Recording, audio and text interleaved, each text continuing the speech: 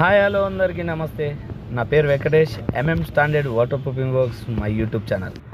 So ఇక్కడ చూస్తున్నారు కదా, రాడ్స్ ఎలా మనకి స్లాబ్ అంతా తడిసి చెమ్మగా మారి ఆ లోపల రాడ్స్ అనేది మొత్తము రస్ట్ వచ్చే ఎలా వస్తున్నాయో.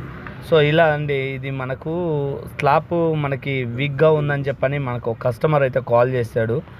సో అక్కడికి వెళ్ళి సైట్ విజిట్ చేసినప్పుడు చూడండి ఎంత తేమగా వచ్చి మొత్తము స్లాబ్ అంతా ఎంత తేమగా అయిందో. ఇంత తేమగా ఉన్నప్పుడు లోపల రాడ్స్ అనేది రస్ట్ వచ్చేసి బిల్డింగ్ లాగా ఉంటుందా?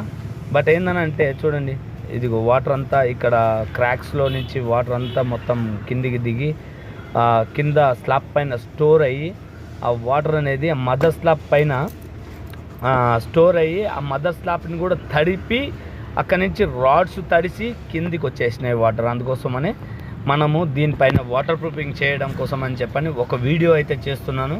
సో మీరైతే చూడండి ఈ వీడియో. మళ్ళీ నెక్స్ట్ మనము ప్రాసెస్ అంతా ఎలా చేస్తాము, ఇదే బిల్డింగ్ని మనము నెక్స్ట్ కన్స్ట్రక్షన్లో ఎలా అయితే మనము ఈ లీకేజ్ రాకుండా మనం అబ్జర్వ్ చేస్తామో ఒకసారి అయితే చూడండి. ఓకే, చూడండి క్రాక్స్ ఎంత హెవీగా ఉన్నాయో. మొత్తం మదర్ స్లాబ్కి దీనికి గ్యాప్ వచ్చేసి మొత్తం స్పేస్ అనేది వచ్చేసి వాటర్ ఎక్కడంటే అక్కడ స్టాగ్నేట్ అయిపోయింది.